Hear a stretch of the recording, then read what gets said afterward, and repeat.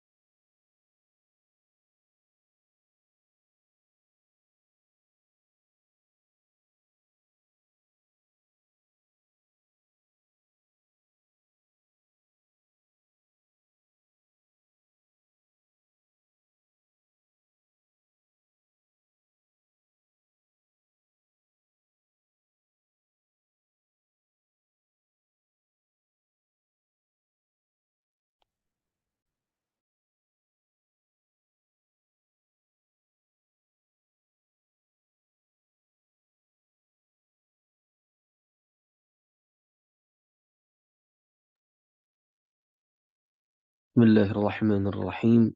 السلام عليكم ورحمة الله وبركاته. Waalaikumsalam warahmatullahi wabarakatuh, Ustaz. الحمد لله رب العالمين. الحمد لله حمدا كثيرا طيبا مباركا فيه كما يحب ربنا ويرضاه. نشهد أن لا إله إلا الله وحده لا شريك له، ونشهد أن محمدا عبده ورسوله لا نبي ولا رسول بعده. أما بعد، اللهم إنا نسألك علما نافعا ورزقا طيبا وعملا متقبلا. والحمد لله الذي رد علينا أرواحنا وعافينا أجسادنا وأذن لنا في ذكره. آمين يا رب العالمين. Para ikhwah sekalian, asatidzah dan ustazat yang dimuliakan Allah, Alhamdulillah, kita bersyukur kepada Allah Subhanahu wa Ta'ala. Allah mengembalikan ruh kita ke dalam jasad kita setelah Allah matikan kita sementara. Dan Allah Subhanahu wa Ta'ala memberikan kesehatan untuk jasad-jasad kita, untuk tubuh kita. Dan Allah Subhanahu wa Ta'ala mengizinkan kita untuk melaksanakan ketaatan, untuk berzikir kepadanya. Maka kita perlu bersyukur kepada Allah Subhanahu wa Ta'ala atas nikmat yang Allah berikan kepada kita ini. Pertama, Allah kembalikan ruh kita,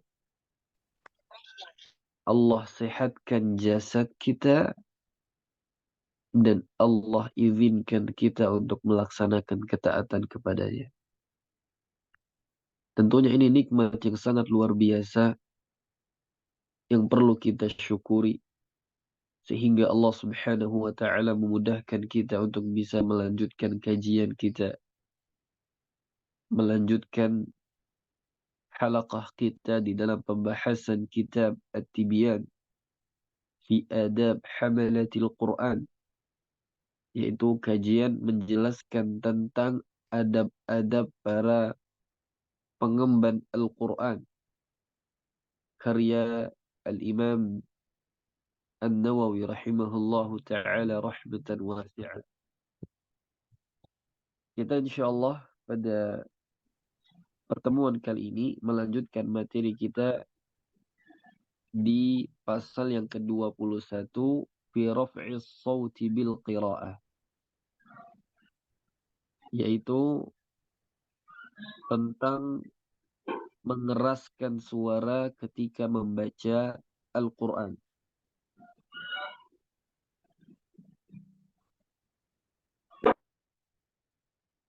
Baik. Qala al-Imam An-Nawawi rahimahullahu ta'ala, hadha faslun muhimmun yanbaghi an yu'tana bihi. Kata beliau, pasal ini merupakan pasal yang sangat penting yang berkaitan tentang apa? Mengeraskan suara ketika membaca Al-Quran. Maka kata beliau, yanbaghi an yu'tana bihi. Yang seharusnya perlu juga para pembaca Al-Quran untuk memperhatikan masalah ini. I'lam annahu ja'at ahadithu kathiratun fi sahihi wa ghairihi. Ketahuilah bahwasanya ya banyak sekali hadis-hadis baik di dalam Sahihul Bukhari atau selainnya yang menjelaskan tentang hal ini. Dalatun ala istihbabi raf'is sawti bil qira'ah. Yang menunjukkan untuk dianjurkannya mengangkat suara atau mengeraskan suara kita ketika membaca Al-Quran. Waja'at atharun dalatun ala istihbabil ikhfa'i wa khafdis sawti. Tapi juga ada dalil-dalil ya yang juga menganjurkan untuk membaca Al-Quran dengan melirihkan suara atau merendahkan suara. وسنذكر منها طرفا يسيرا إشارة إلى أصلها إن شاء الله تعالى. نعم. Maka insya Allah, kata beliau, kita akan sebutkan beberapa hal yang nanti akan kita jelaskan insya Allah ta'ala. Jadi para ikhwah sekalian, di sini ada dua hal yang berbeda. Yaitu ada hadis-hadis yang menunjukkan keutamaan membaca Al-Quran dengan mengeraskan suara. Tapi ada hadis yang lain juga menjelaskan bahwa ada hadis yang menjelaskan dianjurkan untuk melirihkan atau merendahkan suara ketika membaca Al-Quran. Sebetulnya ini dua hal yang bukan bersimpangan, namun di sini kita harus melihat kondisi dan keadaan. Yang kedua-duanya boleh. Boleh seseorang itu baca dengan lirih. Boleh juga seseorang itu baca Al-Quran dengan suara yang keras. Nah, karena pada keduanya ada keutamaan yang disebutkan oleh Nabi Shallallahu Alaihi Wasallam. Jadi bukan dua hal yang bersimpangan, tidak. Karena sebagian orang melihat ini sesuatu yang bersimpangan, padahal ini perbedaannya hanya pada soal keadaan saja. Jadi seseorang boleh baca dengan suara yang keras, yang lantang. Juga boleh seseorang membaca Al-Quran dengan suara yang lirih atau suara yang rendah. Naam. Qala Abu Hamid Al-Ghazali wa ghairuhu minal ulama. Berkata Imam Al-Ghazali dan selainnya dari para ulama. Wa tariqul jam'i bainal akhbari wal athari al-mukhtalifa fi hadha. Anna al-israra أبعد من الرياء فهو أفضل في حق من يخاف ذلك فإن لم يخف الرياء فالجهر ورفع الصوت أفضل. Nah, lihat, perhatikan perkataan ulama kita. Jadi kata Abul Hamid, kata Imam Al-Ghazali dan selainnya, untuk mengumpulkan dua informasi atau dua hadis yang berbeda, maka kita melihat bahwa membaca Al-Quran dengan lirih atau dengan suara yang rendah atau merendahkan suara, ab'adu minar riya, itu akan menjauhkan seseorang dari riya. Maka ini afdal. Ini lebih utama. Jadi dia lihat nih, kalau misalnya dia melirihkan suara, ya, dia merasa itu lebih menjauhkan dia dari riya, ya itu berarti lebih utama untuk dirinya. Maka kata para ulama, fi haqqi man yakhafu dzalik, untuk orang-orang yang khawatir terjatuh dengan riya. Ya. Jadi ini perlu kita perhatikan. Nah, maka mungkin kalau kita kembali ke materi-materi sebelumnya, terutama pembicaraan kita tentang ikhlas, di antaranya perkataan Al-Imam Fudail bin Iyad rahimahullahu ta'ala. Kata beliau, di antaranya tarkul amal ya li ajlin nasriya, meninggalkan uh, suatu amal karena manusia itu ria, dan beramal untuk manusia itu syirik. Maka ikhlas itu apa? Ketika seseorang bisa menyelamatkan dirinya dari dua keadaan ini. Jadi bukan berarti misalnya nih dia takut ria, akhirnya dia nggak ngaji-ngaji misalnya. Silahkan dia baca dengan sir, nggak perlu dia angkat suara dia kalau dia takut ria. Jadi bukan berarti seseorang itu karena kekhawatiran dengan ria, akhirnya dia nggak baca Al-Quranul Karim.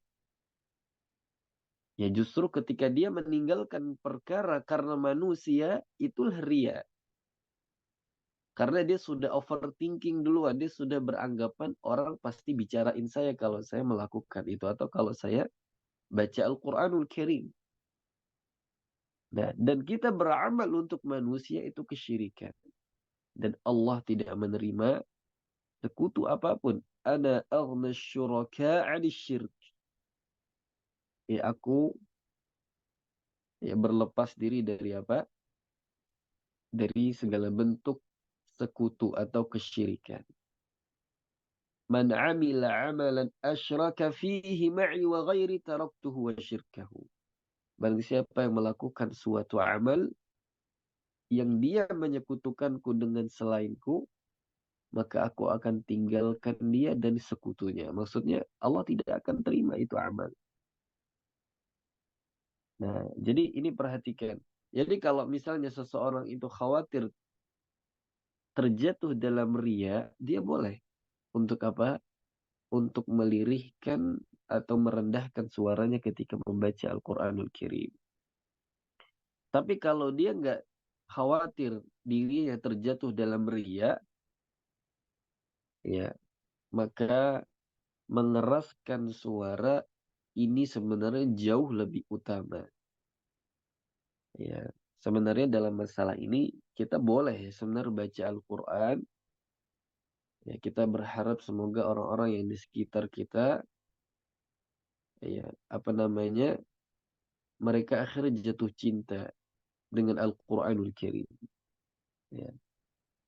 Dan mereka ketika iri dengan kita, jatuhnya bukan hasad. Kita sudah bahas hadisnya. Tapi ini adalah namanya ghibtah. Yaitu iri yang diperbolehkan. Ya kata Nabi Sallallahu Alaihi Wasallam, la hasada illa fitnatain. Tidak boleh iri kecuali hanya pada dua golongan ini. Yang pertama adalah orang yang diberikan Al-Quran, lalu dia membacanya sepanjang siang dan malam.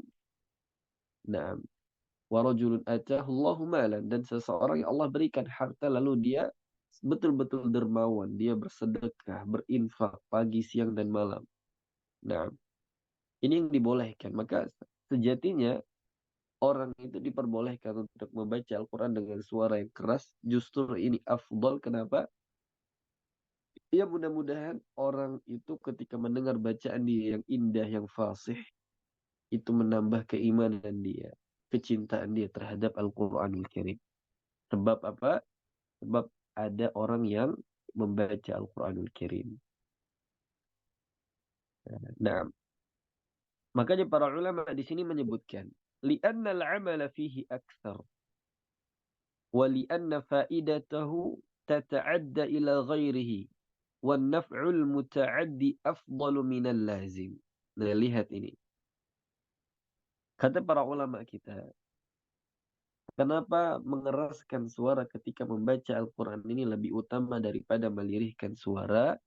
Karena apa namanya, amalan itu ketika kita atau ketika seseorang baca Quran dengan suara yang keras, itu lebih banyak faidahnya, ya, dan akan lebih memberikan manfaat untuk orang lain, ya. Maka ada muncul kaidah, ya, al-muta'addi afdal minal lazim. Ya, kalau dalam usul fiqh, al-muta'addi afdalu minal qasir. Jadi perbuatan yang melahirkan manfaat banyak untuk orang lain itu lebih utama daripada sebuah perbuatan atau amal soleh yang itu manfaatnya untuk diri orang itu sendiri. Ya, nah ini kaidah penting dalam kehidupan kita. Ini perlu kita garis bawahi. Al-muta'addi afdalu minal lazim. Atau kaidah usul fiqh apa? Al-muta'addi afdalu minal qasir. Ya, jadi suatu amal yang manfaatnya atau maslahatnya lebih besar untuk orang lain itu lebih utama daripada manfaatnya untuk diri kita sendiri. Contoh, ada orang yang mungkin dia melazimkan dirinya untuk puasa. Ya, misal puasa sunnah, ya, puasa Daud, atau puasa Senin Kamis, atau puasa Ayyamul Bid, dan yang lainnya. Nah ini amalan yang istimewa tidak? Betul istimewa, Masya Allah. Allah yang akan ganjarkan pahala puasa dia. Tapi pahala ini untuk siapa? Ya, untuk pribadi. Tapi coba lihat kalau orang mengajarkan Al-Quranul Karim. Atau dia mengajarkan ilmu-ilmu syar'i. Dia berdakwah. Memberikan nasihat kepada manusia. Ini manfaatnya buat siapa? Untuk dia dan orang lain. Sebagaimana dalam hadis yang mungkin pernah kita bahas. Ad-dalu ala khairin kafa'ilihi.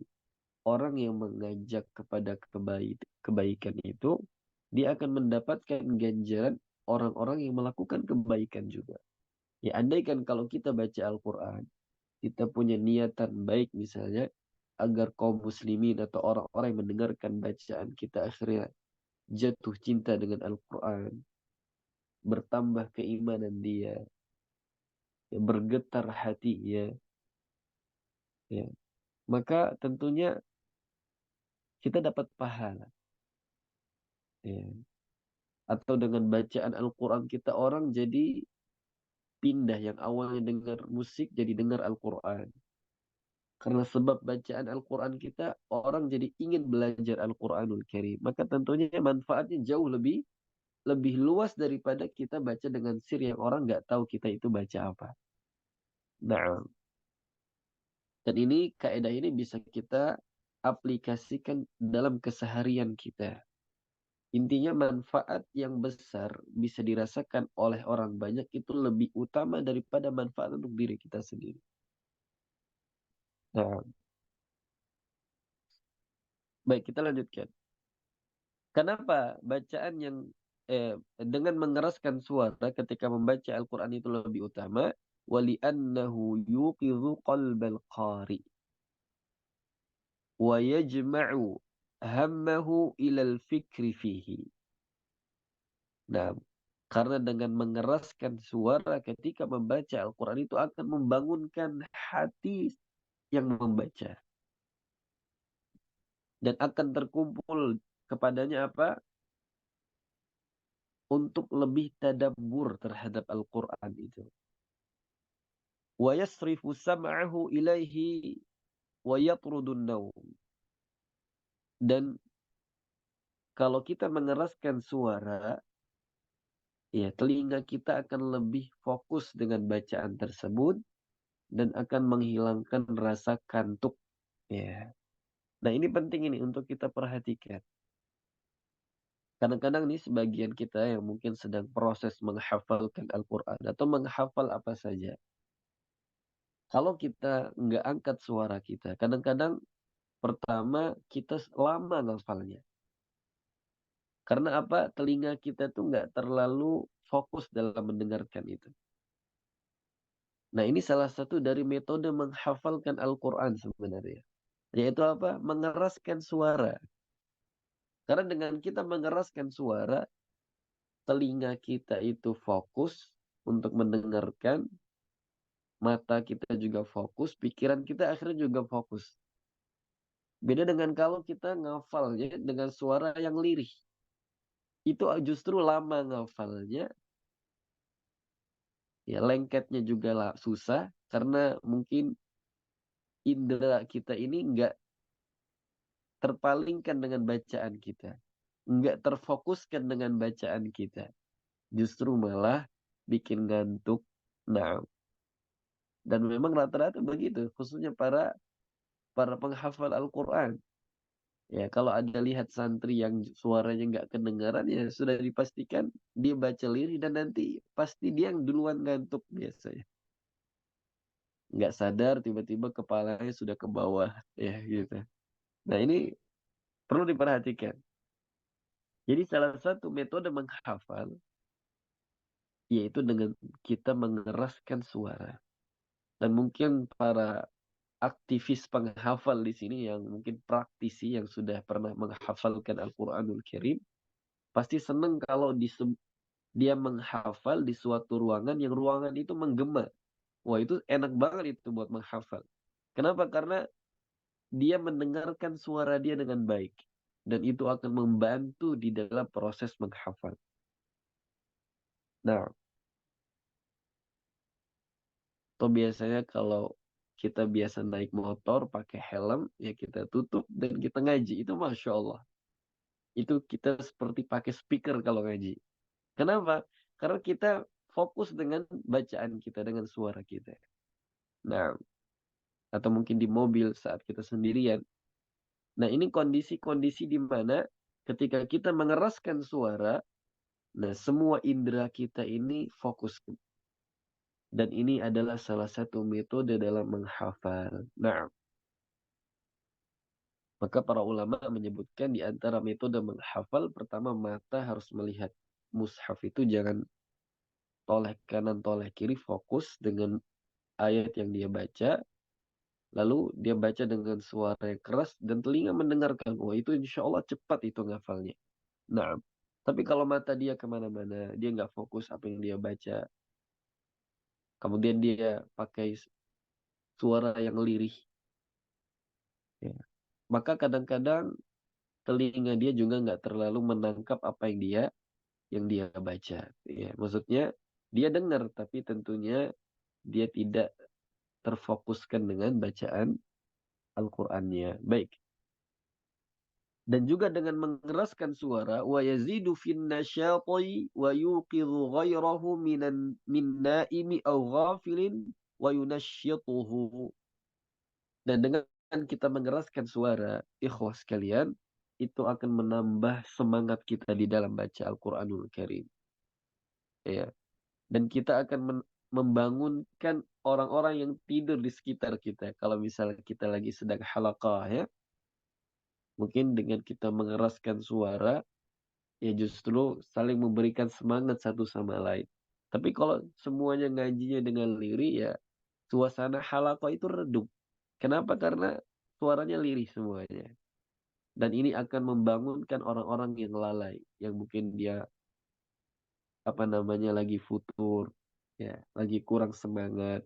Lihat temannya ngaji dengan lantang, dengan semangat, ya, akhirnya dia ikut termotivasi lagi.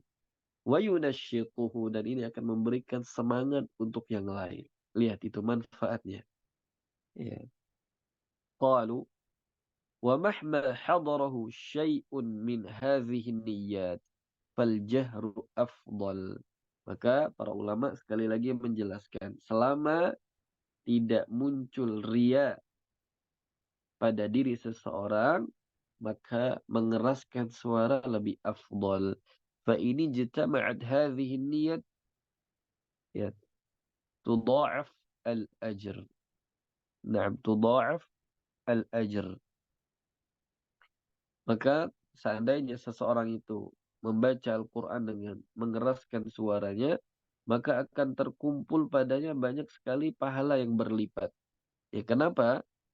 Ya karena dia pertama untuk diri dia dan memberikan pengaruh kepada orang lain. Dampaknya bagus. Nah, positif. Selama dia tidak khawatir dengan ria. Ya. Maka kita juga nggak boleh menilai seseorang. Misalnya kalau dia baca dengan sir lalu kita katakan, atau misalnya kita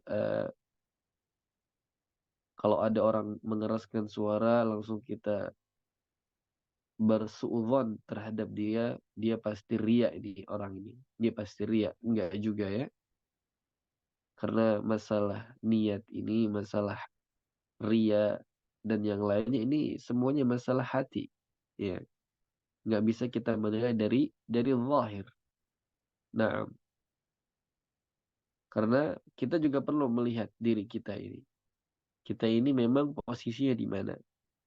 Balil insanu ala nafsihi basirah. Setiap jiwa manusia dia melihat kondisi dia. Mana yang lebih utama untuk dia lakukan. Nah, qala al-Ghazali rahimahullah, al-Imam al-Ghazali mengatakan, walihadza qulna, oleh karenanya kami katakan, wal qira'atu fil mushafi afdal fa hadza hukmul mas'alah.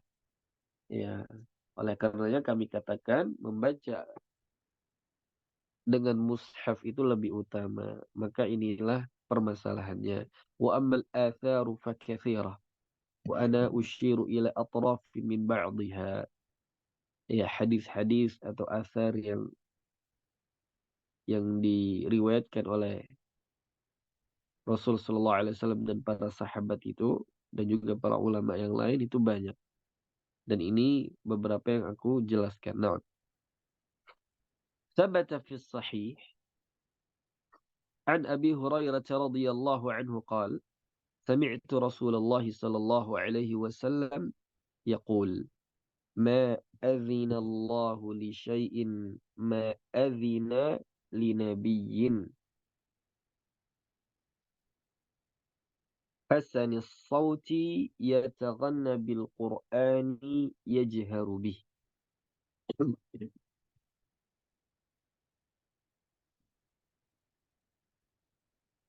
Nah, jadi Nabi Shallallahu Alaihi Wasallam bersabda, ma Allah.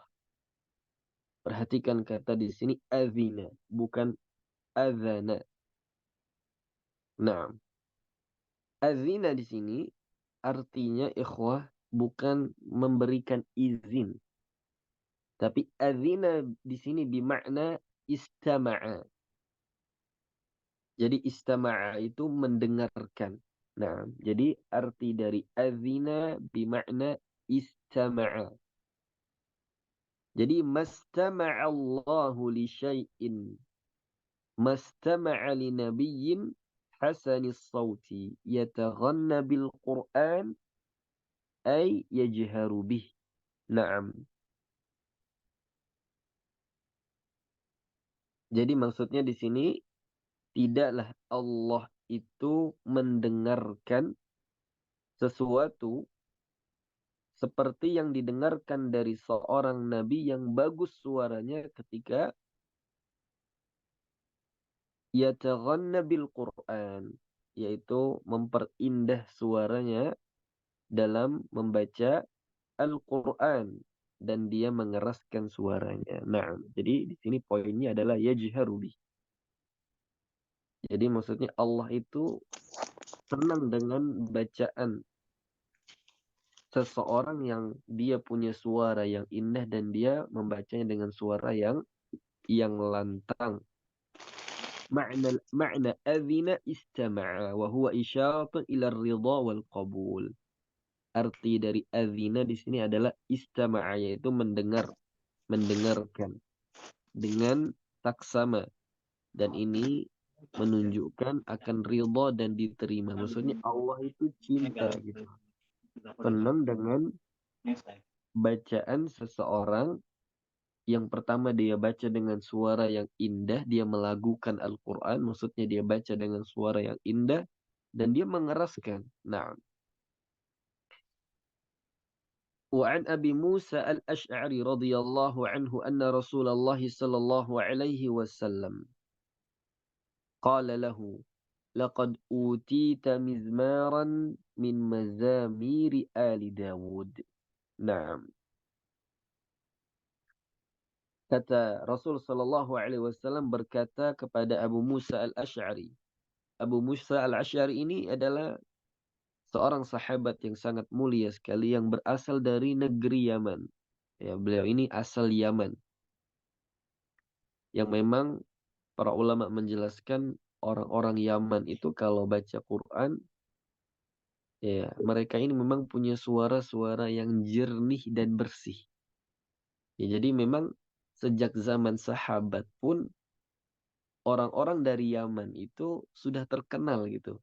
Nabi pun sudah ma'ruf dengan mereka bahwa mereka ini memang punya suara-suara yang bersih dan jernih. Dan itu kita bisa melihat ya. Setiap kali musabaqah, Dr. Aiman juga menuturkan hal yang sama. Beliau katakan, setiap kali saya ketemu dengan orang-orang Yaman, pasti mereka itu punya kekhasan dalam bacaan Al-Quranul Karim. Dan kita bisa melihat ya, para masyayikh hari ini yang hadir di Indonesia, yang mereka berasal dari negara Yaman, kita melihat kefasihan yang sangat luar biasa bacaan mereka. Bersih, jernih, melengking gitu ya. Tentunya ini bukan berarti kita menafikan negara-negara yang lain, tidak.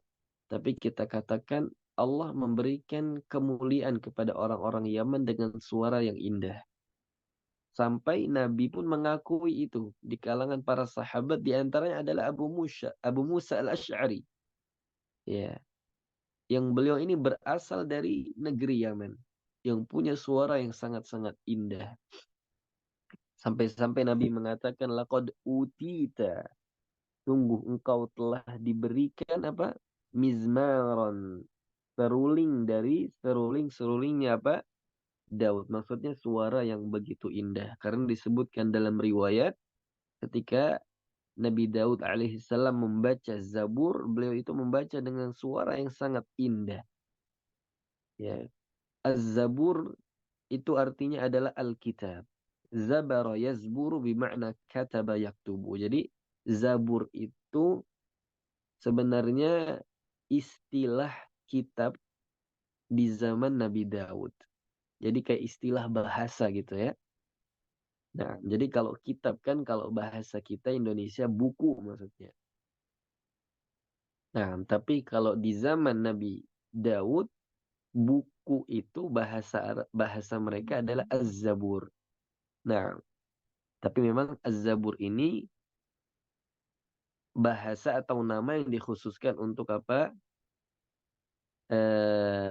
Wahyu kepada kitab suci yang Allah wahyukan kepada Nabi Daud alaihi salam. Nah, itu dia. Rawahul Bukhari wa fi riwayatin Muslim anna Rasulullah sallallahu alaihi wasallam law ra'aitani wa ana astami'u li qira'atika al-barihah. Kata Rasulullah berkata kepada Abu Musa al-Ash'ari, kalau engkau tahu, sebetulnya aku tadi malam mendengarkan bacaan Al-Quranmu. Masya Allah. Jadi Nabi ini adalah sosok hamba Allah yang Allah pilih yang diberikan wahyu Al-Quranul Karim. Tapi di satu sisi Nabi kita ini Sallallahu Alaihi Wasallam begitu mencintai bacaan-bacaan Al-Quran yang dibaca oleh para sahabat. Nah, maka sebagian para ulama menjelaskan di antara karakteristik Nabi Shallallahu Alaihi Wasallam itu beliau suka mendengarkan bacaan selain dari beliau. Jadi beliau suka dengar bacaan Ibnu Mas'ud, di antara juga Abu Musa al-Ash'ari, di antara juga Ubay bin Ka'ab. Jadi Nabi senang itu mendengar bacaan-bacaan para sahabat yang punya suara yang indah. Ya. Jadi ini di antara karakteristik yang mungkin kita juga perlu aplikasikan. Kita suka mendengarkan bacaan selain dari kita. Nah, jangan selalu ingin tampil. Tapi kita sesekali mendengarkan bacaan orang lain. Nah, kita belajar dari bacaan orang lain. Nah, ini di antara karakteristik Nabi Sallallahu Alaihi Wasallam. Nah, rawahu Muslim aydan min riwayati Buraidah ibnul Husayb. Baik, kita lanjutkan. Wa an Fadalata ibn Ubaid radhiyallahu anhu qala qala Rasulullah sallallahu alaihi wasallam lallahu asyaddu adhanan. Nah, hati-hati ya di sini, bukan uzunan tapi adhanan ila rajuli al-hasani as-sawti bil Qur'ani min sahibil qainati ila qainatihi. Ya, jadi maksudnya apa di sini?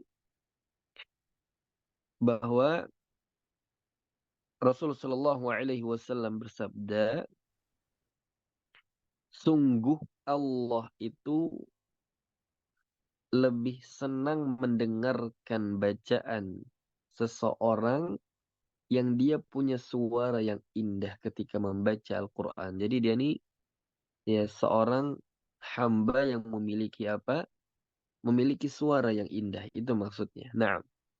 Sahibil qainati ila qainatihi. Naam. Jadi Allah itu senang sekali dengar bacaan seorang hamba yang dia punya suara yang indah ketika membaca Al-Quranul Karim. Jadi para ikhwah sekalian, mungkin sebagian kita yang dianugerahkan suara yang indah. Jadi anak katakan suara itu adalah anugerah. Ya tidak semua Allah berikan suara yang indah. Ya, tapi semua diwajibkan untuk membaca Al-Quran dengan tajwid. Jadi kita bedakan tajwid dengan suara. Ya, membaca Al-Quran dengan tajwid ini sebuah kewajiban. Ya, sebuah kelaziman yang Allah wajibkan. Harus dengan tajwid kalau ingin baca Al-Quran. Tapi Allah nggak mewajibkan kita harus membaca dengan apa? Dengan suara yang indah. Allah itu mengisyaratkan dengan tartil di dalam Al-Quran. Warattilil Qur'ana tartila. Dan jelas makna tartil di sini adalah membaca dengan tajwid. Ya, sebagaimana ditafsirkan oleh Ali bin Abi Thalib. Bukan makna tartil di sini adalah suara yang indah. Karena betapa banyak kaum muslimin hari ini fokus mereka pada suara. Dan ini keliru sekali. Ini salah. Ya. Tapi bagi yang punya suara yang indah, dia boleh membaca Al-Quran dengan suara yang indah. Bahkan memperindah suara ketika membaca Al-Quran ini jauh lebih utama. Karena akan lebih mendatangkan khusyuk, tadabbur, dan yang lainnya. Bukan berarti juga orang yang nggak punya suara yang indah lalu dia nggak bisa khusyuk dan tadabbur. Tidak, bukan itu poinnya. Hanya menambahkan kekhusyuan aja gitu ya. Karena pada hakikatnya tadabbur itu bukan dari sisi suara, tapi dari sisi makna. Ya.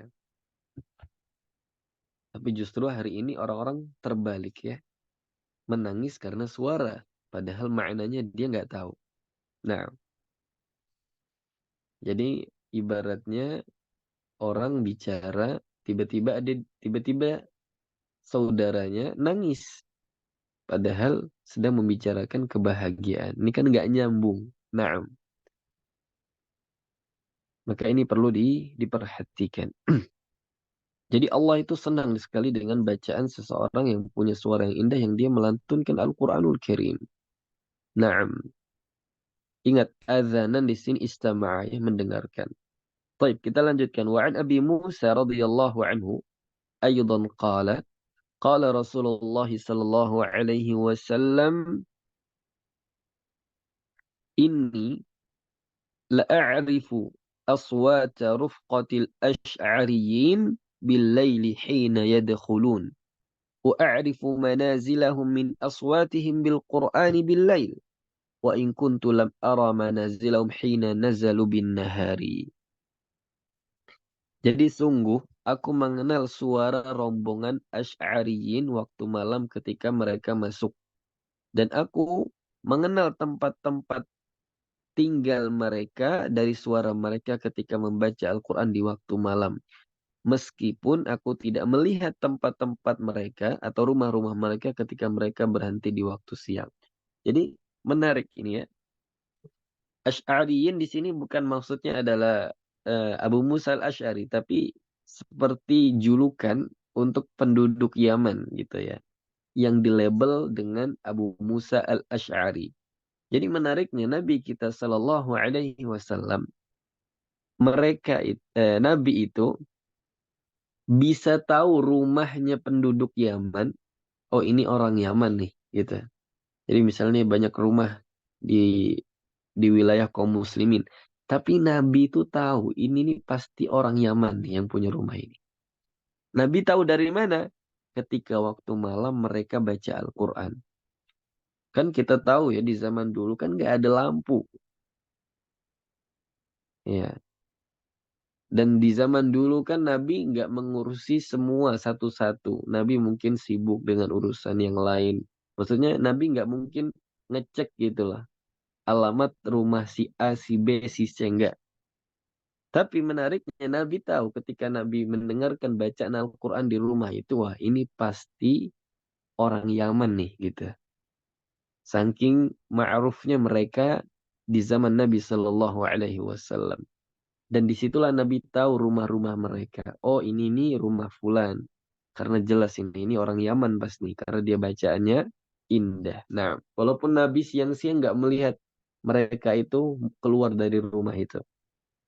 Menarik, Masya Allah. وعن البراء ابن عازب رضي الله عنهما قال قال رسول الله صلى الله عليه وسلم زينوا القرآن بأصواتكم. Dari Barra bin Azib, semoga Allah meridhai mereka berdua, Nabi kita Shallallahu Alaihi Wasallam bersabda, yaitu hiasilah Al-Quran dengan suara-suara kalian. Maksudnya perindahlah Al-Quran ini dengan suara-suara kita. Tapi jangan sampai kita berlebihan. Atau justru kita fokus pada suara sehingga meninggalkan asas dan pondasi utama yaitu tajwid. Nah, ini perlu kita perhatikan. Dan ini perlu kita mendoktrin dan menjelaskan berulang-ulang. Dan harus nasihat ini juga diulang-ulang kepada kaum muslimin. Agar mereka paham bahwa bacaan Al-Quran itu bukan suara patokannya, tapi tajwidnya. Kita melihat banyak sekali para ulama kita di antara Dr. Aiman hafizahullah, di antara Syekh Quraim Rajih, pemilik sanad tertinggi juga. Itu biasa aja suaranya. Atau beberapa asatidzah yang mereka adalah ahli di bidang Al-Quran, yang mereka baca Quran tuh biasa aja. Jadi mereka nggak punya ambisi untuk berupaya biar suara mereka itu indah, tidak.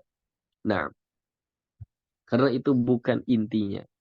Rawa Abu Dawud wa Nasa'i wa ghairihima.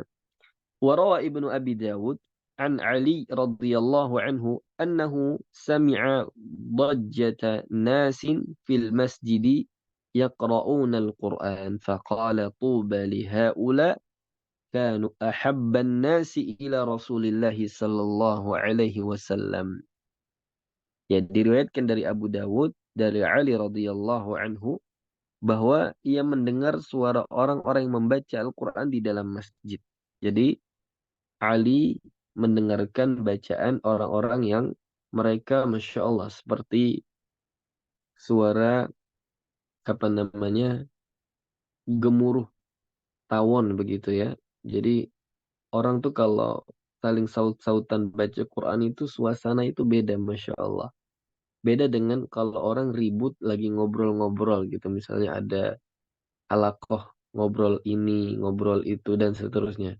Suasana masjid itu beda. Tapi kalau halaqah A, B, C misalnya mereka semua baca Quran, suara saut-sautan Quran ini ya seperti suara gemuruhnya lebah. Itu yang diilustrasikan oleh Nabi Shallallahu Alaihi Wasallam. Nah, maka Ali mendengarkan bacaan orang-orang yang mungkin suara suara saut-sautan di dalam masjid.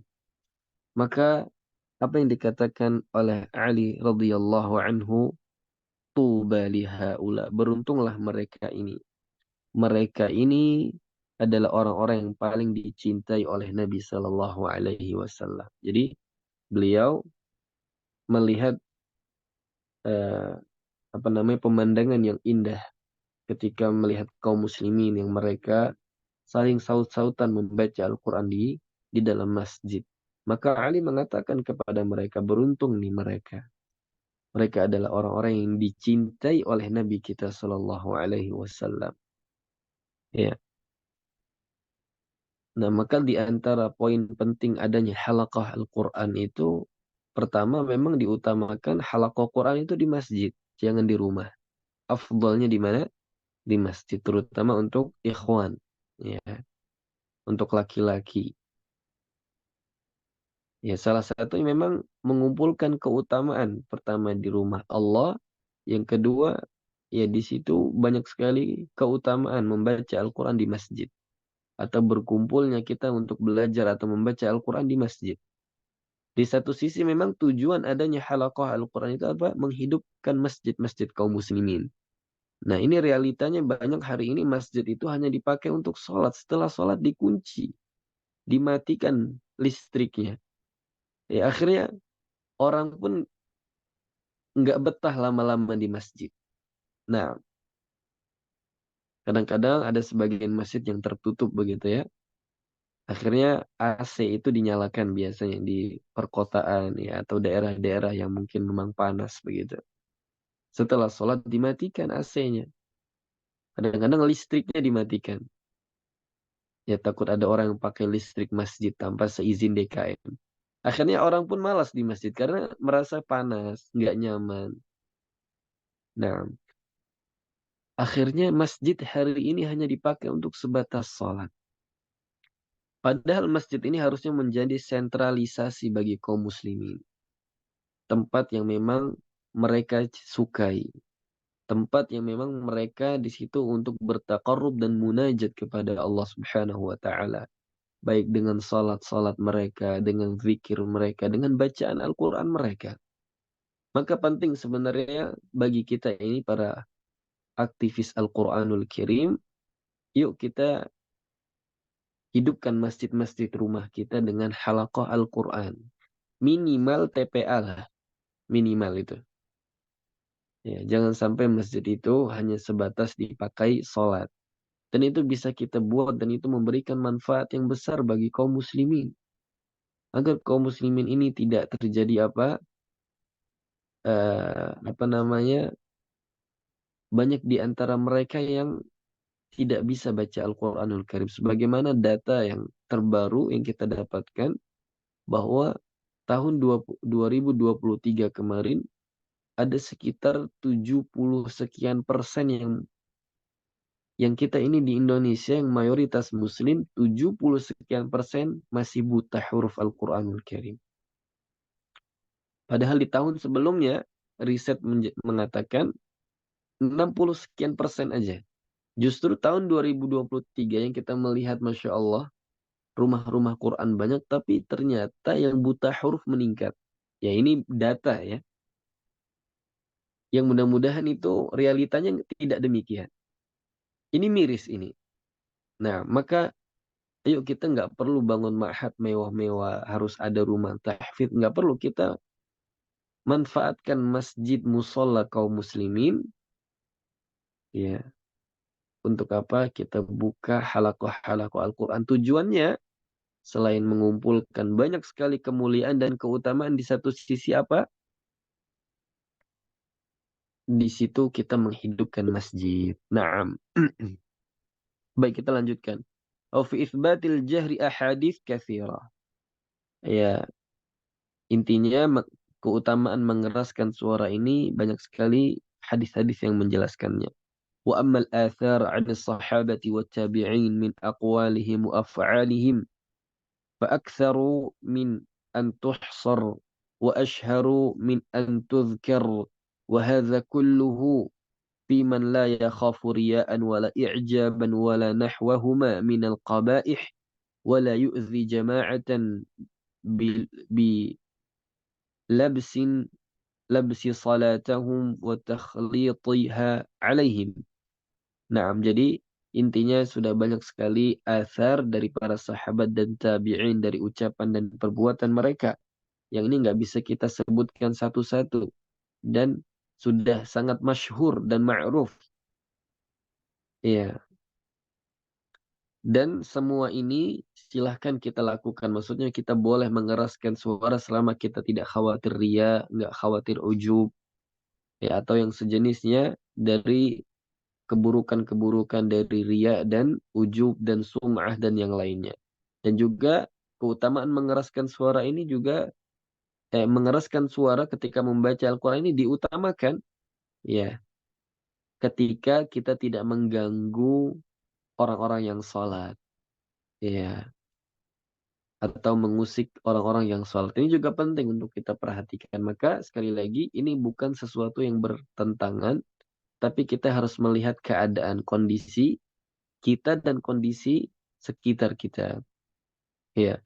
Wa qad nuqila an jama'atin minas salafi ikhtarul ikhfa'i li khawfihim mimma dzakarna. Dan telah dinukilkan, diriwayatkan dari sekelompok salaf, mereka lebih memilih untuk melirihkan suara karena mereka khawatir apa? Ria. Naam. Kita selesaikan insyaallah.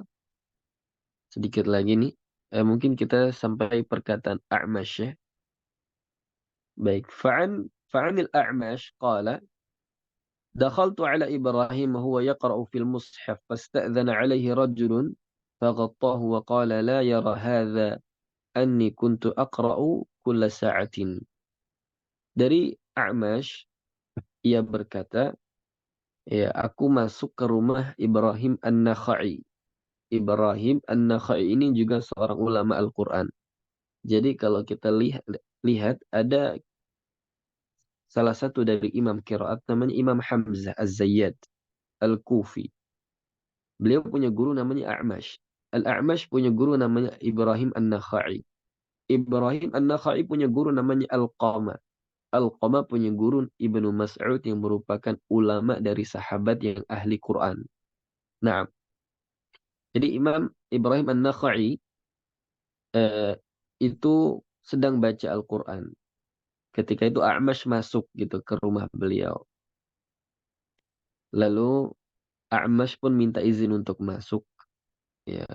Maka Ibrahim An-Nakhai segera menutup Al-Qur'annya. Agar apa? Tidak terlihat bahwa beliau ini sedang baca Al-Quranul Karim. Jadi para salaf itu adalah mereka ini asyaddun nasi khaufan minar riya. Para sahabat, para salaf kita ini, mereka adalah manusia-manusia yang sangat-sangat takut dengan riya. Ya, beda dengan kita hari ini, justru senang tampil, senang apa dinilai atau dicap sama orang. Nah, padahal justru kita lebih sering menyelisihi zahir kita. Kita melakukan kebaikan seringkali selalu karena manusia. Nah, baik, kita lanjutkan sedikit. Eh, tapi di sini ada satu halaman lagi setelahnya. Baik, mungkin kita cukupkan saja insya Allah ya. Berhubung kami ada kegiatan yang lain, insya Allah ini cukup pembahasan kita pada pagi hari ini. Yang kesimpulannya adalah kita semua boleh pilih mau baca dengan suara yang keras atau suara yang lirih. Semuanya boleh. Tinggal kita melihat keadaan kita. Ya, dan kita sekali lagi nggak boleh menilai seseorang. Ya, semua pembelajaran seperti ini, ikhwah sekalian, bukan untuk kita menilai atau mengejat seseorang. Kita belajar untuk melihat dan menilai diri kita sendiri dulu. Nah, itu yang mungkin bisa Anda sampaikan. Barakallahu fikum. Di sini ada yang bertanya. Talpia, afwan Ustadz, apakah kalau akhwat halaqah Al-Quran afdolnya di masjid? Ya, maka di sini tergantung kalau misalnya lingkungan tersebut atau masjid tersebut khusus untuk akhwat, ya maka afdol di masjid. Tapi kalau itu masjid umum, ya, apalagi yang mayoritasnya adalah ikhwan, maka akhwat itu atau para wanita itu diutamakan untuk apa? Untuk tidak terdengar suara mereka. Ya, diutamakan gitu ya. Atau lebih utama di tempat-tempat yang mungkin tidak terlihat oleh para ikhwan. Karena khawatir terjatuh fitnah. Ya, nah, begitu. Tapi sekali lagi ini melihat keadaan. Ya, kalau misal ternyata memang di situ adalah komunitas atau khusus masjid yang disiapkan untuk para akhwat, ya memang afdolnya baca Qur'annya di masjid. Nah, tapi kalau di situ campur antara ikhwan dan akhwat, masjid umum misalnya, maka ya diutamakan seorang akhwat itu membaca Qur'annya mungkin ya di tempat-tempat yang lebih tertutup. Wallahu a'lam. Nah, ini ada yang bertanya, Ustazah Setiawati, afwan Ustaz, kalau misalkan santri menghafal Quran, ada pakai suara dan temannya terganggu, bagaimana Ustaz untuk menasihatinya? Ya, yang pertama kita sampaikan, ya, bahwa metode menghafal yang baik itu memang sebetulnya dengan mengeraskan suara. Lalu yang kedua, kita sampaikan agar mereka itu ketika mungkin dalam kegiatan halaqah jangan terlalu keras sekali lah. Atau mereka pengen suara mereka itu dominan. Karena tadi ya, dikhawatirkan kita mengganggu. Nah, dan ini jatuh ke dalam kezaliman ya. Tapi terkadang memang ini butuh pembiasaan. Ya, karena beginilah yang sudah dipraktekkan para ulama kita, para salafus saleh. Ya memang kegiatan halaqah, kegiatan belajar Quran yang bagus itu ya dengan halaqah, melingkar seperti itu. Nah, dan memang mau tidak mau semuanya harus apa? Bersuara ya atau mengeraskan suara. Nah, maka sebetulnya yang Anda sampaikan tadi, suara Al-Qur'an ya, suara gemuruh Al-Qur'an dengan suara gemuruh orang-orang yang selain membaca Al-Qur'an itu berbeda. Dan insya Allah sebetulnya itu tidak akan terlalu mengusik yang sebelahnya. Kecuali memang ada kadang-kadang sebagian santri itu sengaja. Dia melantangkan suara agar temannya terganggu. Nah, ini beda cerita ini. Yang pertama kita sampaikan dulu adabnya. Bahwa kita sampaikan bahwa ini memang betul lah. Diutamakan mengeraskan suara. Yang kedua, tapi ingat, jangan sampai kita mengganggu saudara kita. Ini kezaliman.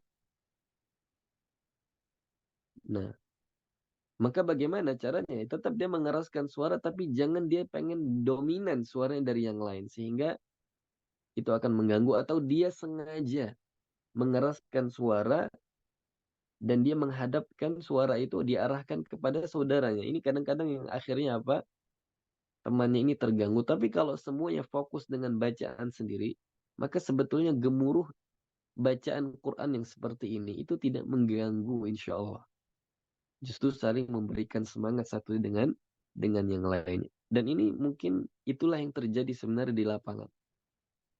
Nah, tinggal tadi sekali lagi kita sampaikan adabnya dalam masalah ini. Ya. Karena kita khawatir sebab dia menzalimi temannya, akhirnya dia susah ngafalin Al-Quranul Karim. Ya, karena dosa dalam proses menghafal Al-Quran itu perlu kita perhatikan. Hatta dosa-dosa yang kecil. Nah, ini ada yang bertanya bagaimana jika akhwat yang ikut MTQ. Ya ini insya Allah nggak masalah ya. Nah, sejatinya boleh aja. Karena ini bacaan Al-Quran. Bukan suara wanita yang mungkin dia mendayu-dayu atau lemah gemulai. Ini beda cerita. Kalau yang dia keraskan adalah bacaan Al-Quran, ya insya Allah tidak mengapa.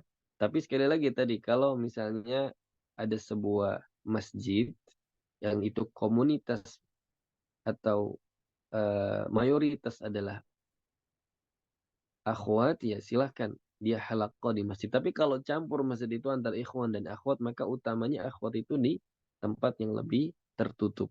Nah,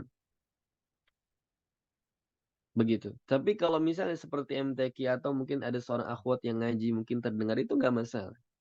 Nah, karena ini suara yang para ulama kategorikan bukan suara yang menimbulkan fitnah.